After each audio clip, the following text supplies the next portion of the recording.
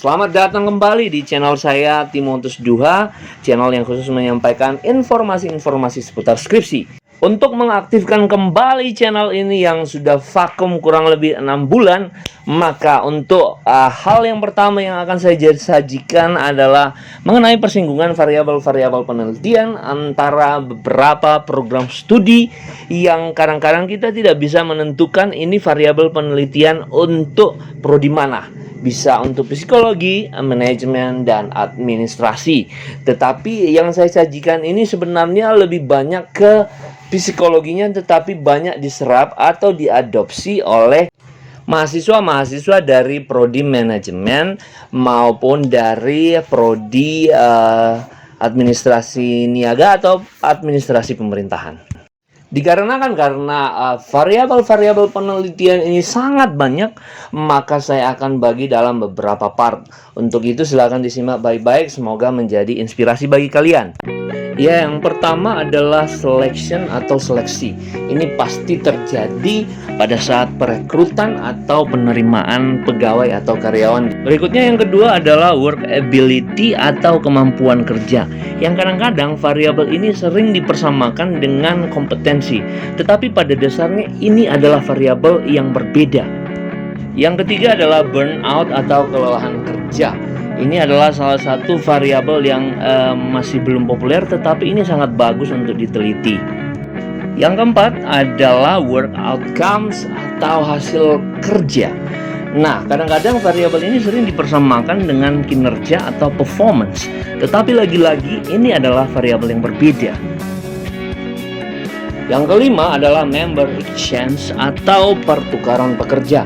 Misalnya dalam satu kantor dipindahkan ke divisi yang lain, atau di dalam satu kantor yang sama, perusahaan yang sama, tetapi beda kota, beda tempat, atau di dalam satu bendera, satu grup, tetapi model pekerjaan, jenis pekerjaan, atau cara bekerjanya berbeda, dipindahkan. Misalnya dari perusahaan mining, batu bara, dipindahkan ke perusahaan periklanan yang notabene pemiliknya adalah masih satu grup. Ini sangat bagus untuk diteliti.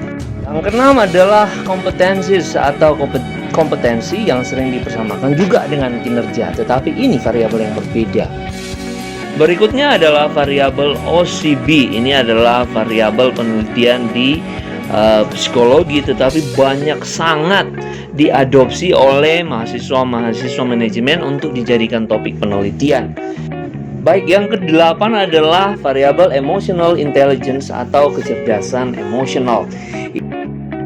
Berikutnya adalah stres kerja atau occupational stress.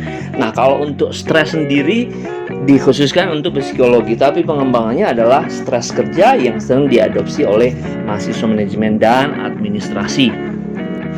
Selanjutnya adalah variabel workplace atau tempat kerja. Ini pengembangan dari variabel lingkungan kerja, dan variabel ini nanti pengembangannya adalah situasi kerja. Yang ke-11 adalah organizational justice atau keadilan organisasi. Ini juga variabel yang sering dipakai. Berikutnya adalah work engagement atau keterlibatan di tempat kerja, adalah variabel yang sangat digandrungi oleh mahasiswa manajemen, dan ini banyak diadopsi di dalam penelitian-penelitian SDM. Yang ke-13 adalah employee behavior atau perilaku pegawai. Ini juga variabel dari psikologi. Ya, sementara variabel ini adalah variabel pengembangan dari kinerja, yaitu kinerja kontekstual. Ya, berikutnya yang ke-15 ada work family conflict atau konflik pekerjaan keluarga, yang juga sering dipakai oleh mahasiswa manajemen SDM. Lalu variabel berikutnya adalah coping occupational stress atau mengatasi stres kerja, tetapi ini biasanya lebih banyak dalam penelitian kualitatif. Ya, selanjutnya ada variabel employee well-being atau kesejahteraan pegawai. Jikalau ada variabel job satisfaction atau kepuasan kerja, maka pengembangannya adalah life satisfaction atau kepuasan hidup. Ke-19 adalah variabel job control atau pengawasan kerja. Ini pasti diminati oleh mahasiswa manajemen SDM karena bagian dari POAC. Yang ke-20 adalah work behavior inovatif atau perilaku kerja inovatif yang juga sering dipakai oleh mahasiswa SDM dalam penelitiannya. Ke-21 adalah self-evaluation atau evaluasi diri. Ini adalah kelanjutan dari variabel penilaian kinerja. Nah, dari namanya kita sudah tahu bahwa ini adalah variabel dari psikologi, tetapi banyak dipakai oleh mahasiswa manajemen SDM. Variabel ini bertujuan untuk meneliti kepedulian pegawai dalam memahami rekan kerjanya. Memahami orang yang sedang kesusahan dalam bekerja, maka kita bersedia rela berkorban untuk membantu orang yang sedang kesusahan tersebut di dalam pekerjaannya. Yang berikutnya adalah ethical climate atau iklim etis yang merupakan pengembangan dari dua variabel, etos kerja dan iklim organisasi. Apabila ada variabel kepemimpinan maupun gaya kepemimpinan, maka pengembangannya adalah kepemimpinan partisipatif. Ini adalah variabel yang unik juga. Jika sebelumnya ada variabel work behavior innovation, maka sekarang ada employee innovation yang juga sering dipakai oleh mahasiswa manajemen.